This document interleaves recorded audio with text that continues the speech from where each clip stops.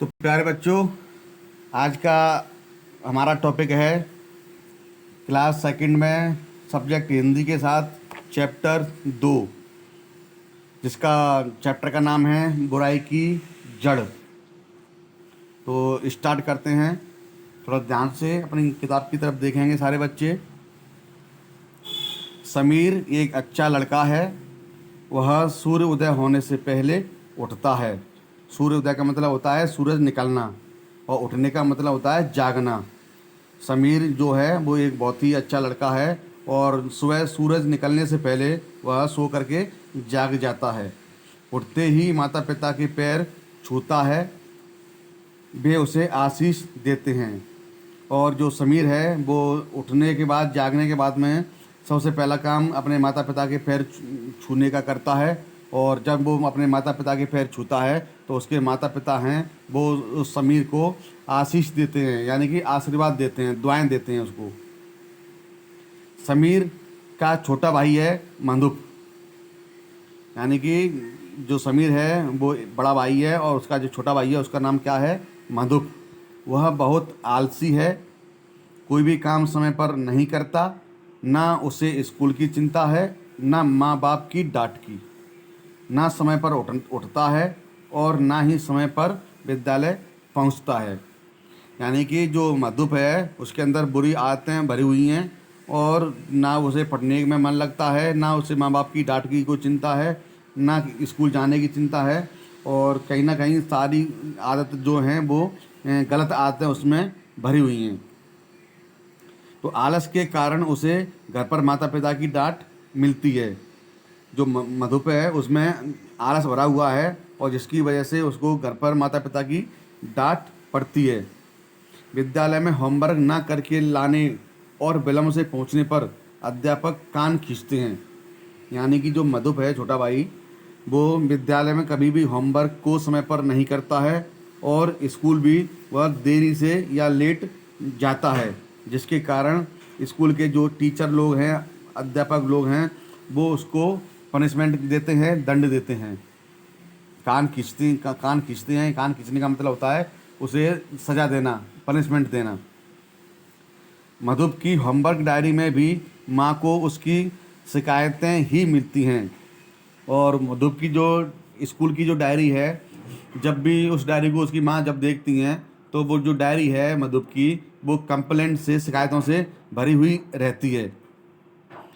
इस पर वे बहुत दुखी होती हैं, और उसकी मधुप की जो शिकायतों को देखकर उसकी जो माँ है वो बहुत परेशान और बहुत दुखी हो जाती हैं।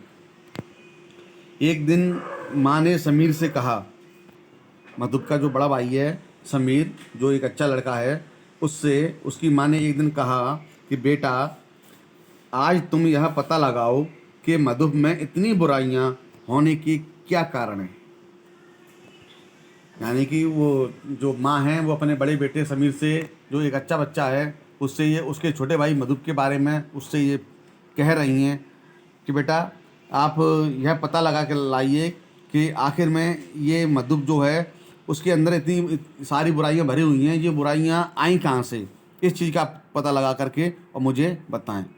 तो समीर बोला, अच्छा माँ, मैं पता लगाऊंगा। समीर ने अपनी माँ को बोला कि ठीक है माँ, मैं, आप जो कह रहे हो तो मैं आपके इस काम को करूंगा, और मैं ये पता लगा करके आपको बताऊंगा कि मधुप के अंदर इतनी सारी जो बुराइयां हैं जो आई हैं वो कहाँ से आई हैं। तो समीर ने स्कूल में अपने सर से बताया कि माँ ने मधुप की बुरी आदतों का पता लगाने को कहा है। जो समीर जो है वो स्कूल जाता है, और स्कूल जा कर के वो अपने सर से ये कहता है कि सर, मेरी माँ ने ये मुझसे ये कहा है कि मैं ये पता लगा करके उन्हें बताऊं कि मेरे जो छोटा भाई जो मधुप है उसमें बुरी आदतें भरी हुई हैं, वो आखिर में इतनी आदतें आई कहाँ से। तो इसको पता लगाने में सर आप मेरी हेल्प करें और मुझे इसका आंसर ढूंढ करके दें। तो उसके सर बोले, सर ने उसको बताया समीर को कि बेटा समीर, घबराओ नहीं, मैं मानता हूँ कि मधुप में बहुत बुराइयाँ हैं, परंतु वह चाहे तो उन्हें दूर कर सकता है। तो उनके जो सर हैं वो समीर से बोलते हैं, बेटा, इसमें टेंशन लेने की, घबराने की कोई बात नहीं है। मुझे पता है कि उसके अंदर बहुत सारी बुराइयां हैं, लेकिन अगर वो मधुप चाहे तो उन बुराइयों को दूर कर सकता है, तभी सब उसकी प्रशंसा करेंगे। और जब मधुप अपनी बुराइयों को दूर कर लेगा तो जितने भी लोग बाग जो उसकी आज उसकी बुराई करते हैं वो सारे के सारे लोग उसकी तारीफ या प्रशंसा करने लगेंगे। तो तुम यह जानना चाहते हो कि उसमें ये सब बुराइयां कहाँ से आईं और तुम में क्यों नहीं आईं? तो उसका कारण यह है। तो बेटा सुनो कि आपके छोटे भाई मधुप में इतनी सारी बुराइयां जो हैं वो कहाँ से आई हैं और आप में वो बुराइयां क्यों नहीं आई हैं, उसका कारण जानना चाहते हो तो सुनो बेटा कि मधुप की जो संगति है वो ठीक नहीं है। यानी कि मधुप जिन लड़कों के साथ में बैठता है उठता है, जिनके साथ में उसकी यारी दोस्ती है, वो जो लड़के हैं वो सारे के सारे लड़के बुरी आदतों से भरे हुए हैं, उनके अंदर अच्छी आदतें नहीं हैं। और ये जो मधुप है वो ऐसे बुरी आदतों वाले लड़कों के साथ में रहता है, इसलिए उस संगति का असर इसके ऊपर आया है। तो वह उन लड़कों के साथ रहता है जो विद्यालय आकर पढ़ना नहीं चाहते। तो ये इसके जो दोस्त हैं, इसकी जो संगति वाले जो लड़के हैं वो सारे के सारे लड़के इस तरीके से हैं कि वो लड़के स्कूल में बिल्कुल पढ़ना ही नहीं चाहते हैं। तो जो बालक ना तो समय पर सोकर उठते हैं और ना ही शरीर की साफ सफाई का ध्यान रखते हैं, तो इसके जो साथ के जो लड़के हैं वो कभी भी सो करके समय पर नहीं उठते हैं और अपनी नहाने धोने की, ब्रश करने की जो साफ़ सफाई होती है उसका बिल्कुल भी ध्यान नहीं रखते हैं। यानी कि वो गंदे लड़के हैं, गंदे रहते हैं और हमेशा सो करके लेट जगते हैं। तो उनमें आलस बढ़ता है और किसी काम में उनका मन नहीं लगता। जब वो गंदे रहेंगे, सो करके लेट जगेंगे, तो ऐसे व्यक्ति के अंदर आलस बढ़ जाता है और उन व्यक्तियों का फिर किसी भी काम करने में मन नहीं लगता है। वे ऐसे लड़के कामचोर बन जाते हैं। काम से बचने के लिए वे झूठ बोलते हैं। झूठ सभी बुराइयों की जड़ है। यानी कि अगर जिस आदमी के अंदर अगर झूठ बोलने की आदत पड़ गई तो ये समझ जाओ कि उसकी जो झूठ है वो सभी बुराइयों की जड़ है। यानी कि झूठ बोलने से ही सारी बुराइयां पनपती हैं, इससे सारी बुराइयां स्वयं ही आ जाती हैं। तो समीर ने मधुप के सामने सर की कही सारी बातें माँ को बताईं। जो समीर जो लड़का है उससे उसके सर ने जो मधुप के बारे में जो बातें कही थी तो वो सारी की सारी बातें समीर ने घर जाकर अपनी माँ को बताईं। मधुप माता पिता के सामने बहुत शर्मिंदा हुआ और जब समीर ने ये सारी बातें अपनी माँ बाप को बताईं तो मधुप को बहुत शर्म लगी और वो बहुत शर्मिंदा हुआ। उसने सभी बुराइयां त्यागने का प्रण किया। प्रण करने का मतलब है अपने आप में ये निश्चय कर लेना कि ठीक है मैं ये प्रण करता हूँ, या एक तरीके से कह सकते हैं मैं कसम खाता हूँ, या मैं आपको वचन देता हूँ, या मैं आपसे वायदा करता हूँ कि आज के बाद मैं अपने अंदर की सभी बुराइयों को त्याग दूंगा। तो माँ ने कहा कि जो बालक माता पिता और गुरु का आशीर्वाद पाता है वह सदा सफलता प्राप्त करता है। तो उसकी जो मधुप की जो माँ थी उसने उससे कहा मधुप से कि बेटा कि जो बालक माता पिता का और गुरु का आशीर्वाद पाता है वह हमेशा सफलता प्राप्त करता है। यानी कि उसको जीवन में आगे बढ़ने से कोई रोक नहीं सकता। तो प्यारे बच्चों, ये आपका जो पाठ है वो यहाँ समाप्त होता है। और इसमें आपको कोई भी चीज़ या कोई भी बिंदु, कोई भी टॉपिक अगर समझ में नहीं आ रहा हो तो आप हमारे दिए हुए व्हाट्सएप नंबर पर मैसेज करके आप हमसे पूछ सकते हैं। अब देखिए इसमें कुछ शब्दार्थ हैं जो दिए हुए हैं। पहला है उदय। उदय का मतलब होता है निकलना। यानी कि जैसे सूर्योदय होता है ना, तो सूर्योदय होता है तो मतलब सूर्य निकलता है तो उसको बोलते हैं उदय। आशीष। आशीष का मतलब होता है आशीर्वाद। विलंब। विलंब का मतलब होता है देर। स्वयं। स्वयं का मतलब होता है अपने आप। त्यागने। त्यागने का मतलब होता है किसी चीज़ को छोड़ना। और सदा। सदा का मतलब होता है हमेशा। अब देखते हैं इसमें अभ्यास कार्य। अभ्यास कार्य देखिए पाठ से बिंदु का का बिंदु में दिया हुआ है, देखिए कि इनके उत्तर लिखिए। तो इसमें का बिंदु में 4 प्रश्न दिए हुए हैं और इन प्रश्नों के हमें आंसर लिखने हैं। तो पहला जो क्वेश्चन है वो दिया हुआ है कि मधुप को डांट क्यों मिलती है। तो मधुप को डांट आलस के कारण मिलती है। पहले क्वेश्चन का आंसर लिखेंगे बेटा कि मधुप को डांट आलस के कारण मिलती है। सवाल नंबर दूसरा है, सफलता कौन प्राप्त करता है। तो जैसा कि अभी अभी हम पढ़ चुके हैं कि जो बालक माता पिता और गुरु का आशीर्वाद प्राप्त करता है या आशीर्वाद पाता है वह सदा सफलता प्राप्त करता है। सवाल नंबर 3 है, आलस किन बालकों में बढ़ता है। तो देखिए आलस किन बालकों में बढ़ता है, इसका सवाल ये रहेगा, जो बालक ना तो समय पर सोकर उठते हैं और ना ही शरीर की साफ सफाई का ध्यान रखते हैं, उनमें या उन बालकों में आलस बढ़ता है। सवाल नंबर 4 है, सारी बातें सुनकर मधुप ने क्या प्रण किया। अभी अभी हम पढ़ चुके हैं कि सारी बातें सुनकर मधुप ने सभी बुराइयों को त्यागने का प्रण किया। अब देखिए बिंदु खा बिंदु पर देखिए कि उपयुक्त शब्द चुनकर रिक्त स्थान भरिए। यानी कि इसमें सवाल दिए हुए हैं और सवाल के सामने ऑप्शन में 2 ऑप्शन दिए हुए हैं, उनमें से एक ऑप्शन जो सही है उसको इस जो खाली स्थान दिया हुआ है उस स्थान में भर करके बाकी को हमें पूरा करना है। तो देखिए समीर सूर्य उदय होने ... उठता है। तो इसमें लिखेंगे इससे पहले, समीर सूर्य उदय होने से पहले उठता है। सवाल नंबर 2, मधुप बहुत ... है, बुद्धिमान ऑब्लिक आलसी। तो इसमें लिखेंगे मधुप बहुत आलसी है। अब पेज को चेंज करते हैं। फिर सवाल नंबर 3, मधुप को माता पिता की ... मिलती है, चिट्ठी ऑब्लिक डांट। तो इसमें आएगा डांट, मधुप को माता पिता की डांट मिलती है। सवाल नंबर 4, समीर बोला मैं ... लाऊंगा। ऑब्लिक में दिया हुआ है पता या पत्ता। तो देखिए इसमें आएगा समीर बोला मैं पता लगाऊंगा। अब नेक्स्ट बिंदु देखिए, सही उत्तर के सामने राइट लगाइए। तो मधुप की ठीक नहीं है, ऑब्लिक दिए हुए हैं, इसमें ऑप्शन दिए हुए हैं कमीज, टाई और संगति। तो इसमें आएगा संगति, मधुप की संगति ठीक नहीं है। सवाल नंबर 2, मधुप की संगति के लड़के ऑप्शन में दिया हुआ है झूठ बोलते हैं, सच बोलते हैं और कुछ नहीं बोलते हैं।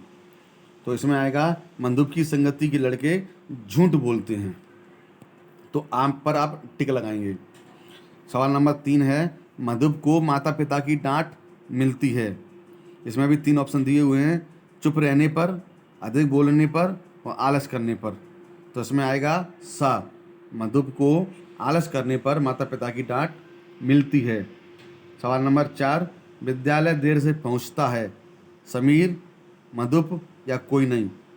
तो इसमें ऑप्शन में 3 दिए हुए हैं, इनमें से हम लिखेंगे मधुप विद्यालय देर से पहुंचता है। अब नेक्स्ट बिंदु पर देखिए भाषा बोध। इसमें ऑप्शन दिया हुआ है का। तो का है एक से अधिक या एक से अनेक बनाइए। यानी कि इसमें एक वचन और बहुवचन के बारे में हमें बताना है। जैसे कि आदत दी हुई है आपकी अध्याय में, और आदत होती है एक, और इसका हमें अधिक बनाना है या अनेक बनाना है तो हो जाएगा आदतें।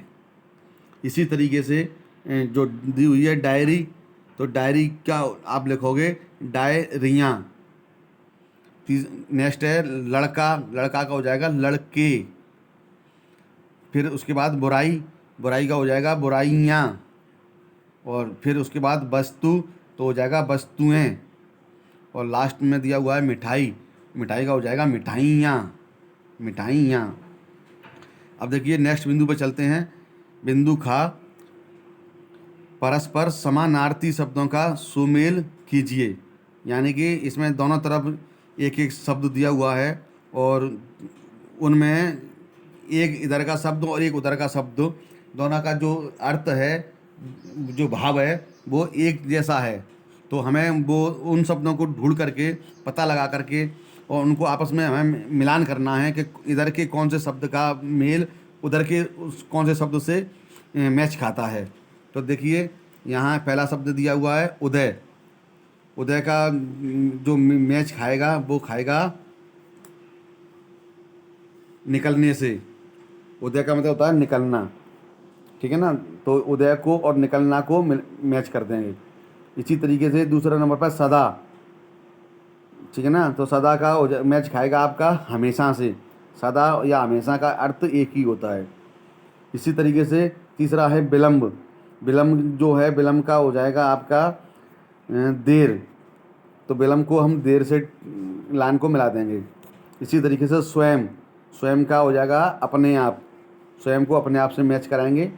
उसके बाद में आशीष, आशीष का मैच कराएंगे हम आशीर्वाद से। और त्यागना, त्यागना का मैच करा देंगे हम छोड़ने से। और उसके बाद में दिया है बड़ाई। बड़ाई का मतलब हो जाएगा प्रशंसा, इसका हम मैच कराएंगे प्रशंसा से। अब देखते हैं नेक्स्ट पेज पर, देखते हैं हम नेक्स्ट पेज पर। देखिए बिंदु गा, इसमें जो चित्र दिए हुए हैं और तीन तीन करके चित्र दिए हुए हैं। तो इसमें जो राइटर है, लेखक है, वो हमसे ये पूछना चाह रहा है कि चित्र देखकर शब्द के साथ समान अर्थ का एक शब्द और लिखिए। यानी कि जो चित्र के सामने उसमें उस जो भी है वो उस पर लिखा हुआ है, तो उसी का पर्यायवाची या ऐसा एक शब्द हमें जो लिखना है जिसका अर्थ भी जो दिया हुआ है वही उसका अर्थ हो। तो देखिए जो पहला है, एक स्त्री है, लेडीज है जो जिसकी गोद में बच्चा लगा हुआ है। तो इसमें नीचे लिखा हुआ है माता। तो देखिए माता को हम और ऐसा कौन सा शब्द है जो हम बोलते हैं। तो इसमें हम जो ब्लैंक स्पेस दिया हुआ है इसमें हम लिखेंगे माँ। माँ और माता दोनों का अर्थ एक ही होता है। इसी तरीके से बगल में देखिए जो एक बालक और एक आदमी के चित्र दिए हुए हैं, इसमें लगा हुआ है पिता। पिता के सामने जो स्पेस, ब्लैंक स्पेस दिया हुआ है, खाली स्थान, उसमें हम लिखेंगे तात। तात का मतलब होता है वो पिता, तात का मतलब पिता ही होता है। इसी तरीके से ये देखिए इधर दिया हुआ है भाई। तो भाई के सामने जो जो रिक्त स्थान दिया हुआ है उसमें हम लिखेंगे भ्राता। भ्राता और भाई एक ही बात होती है, आपस में दोनों पर्यायवाची हैं। अब देखिए नीचे देखिए बहन। बहन के सामने लिखेंगे भगिनी। भगिनी और बहन एक ही चीज़ होती है। इसके सामने देखिए गाय दी हुई है, गाय और धेनु ये एक ही बात होती है। उसके बाद में कौवा, कौवा और काक ये एक ही बात होती है, यहाँ लिखेंगे हम काक। इसी तरीके से जो दिया हुआ है तोता। तोता और सुक, तोता और सुक दोनों एक ही चीज़ है, इसलिए हम यहाँ पर सुक लिखेंगे। उसके बाद में बैल। तो बैल के सामने जो स्थान दिया हुआ उसमें हम लिखेंगे वृषभ। वृषभ और बैल आपस में पर्यायवाची हैं, दोनों का अर्थ एक ही है। और लास्ट में दिया हुआ है आपकी में कुत्ता। कुत्ता के सामने हम लिखेंगे स्वान। स्वान का मतलब कुत्ता से ही होता है, दोनों आपस में एक दूसरे के पर्यायवाची हैं। तो लिखेंगे और कोई किसी से पूछेगा नहीं। और जिसके अंदर जो आदतें हैं वो उन ऐसी 5 आदतों को आपको इनमें लिखना है। और लिखने के बाद में आपको मुझे मेरे जो व्हाट्सअप नंबर दिया हुआ है इस वीडियो के अंदर, उस व्हाट्सअप नंबर पर मुझे आप इसका फ़ोटो खींच करके मैसेज सेंड करोगे और मुझे चेक कराओगे कि आपने क्या लिखा है और क्या लिखना चाहिए, सही है और गलत जो भी है हम इसको चेक करेंगे। दूसरा नंबर दिया हुआ है कुछ और करें। आप विद्यालय में पढ़ने के अतिरिक्त कई प्रकार के खेल खेलते हैं। ऐसे किन्हीं 4 प्रकार के खेलों के नाम लिखकर उनकी क्रीड़ा सामग्री के चित्र चिपकाइए। क्रीड़ा का मतलब होता है खेल। तो आप लोग जो भी खेल खेलते हो, ठीक है ना, तो वो जो खेलने में जिन चीज़ों का आप इस्तेमाल करते हो तो उनकी आपको इसमें फ़ोटो बना करके आपको हमें बताने हैं। जैसे कि आप क्रिकेट खेलते हो तो उसमें गेंद बल्ले का फ़ोटो बनाना है। फुटबॉल खेलते हो तो फुटबॉल का फ़ोटो बनाना है। बैडमिंटन खेलते हो तो चिड़िया बल्ला का फ़ोटो बनाना है। और खो खो खेलते हो तो खो खो की बॉल और गोटियों का फ़ोटो बनाना है। तो जो भी आप खेलते हो, कैरम बोर्ड, शतरंज जो भी है वो, तो उनके इसमें फ़ोटो बना करके और आपको हमें व्हाट्सएप पर भेजना है। तो प्यारे बच्चों, आपका ये जो चैप्टर है वो समाप्त होता है और हम अब नेक्स्ट वीडियो के साथ फिर मिलेंगे आपसे। जब तक के लिए नमस्कार, धन्यवाद।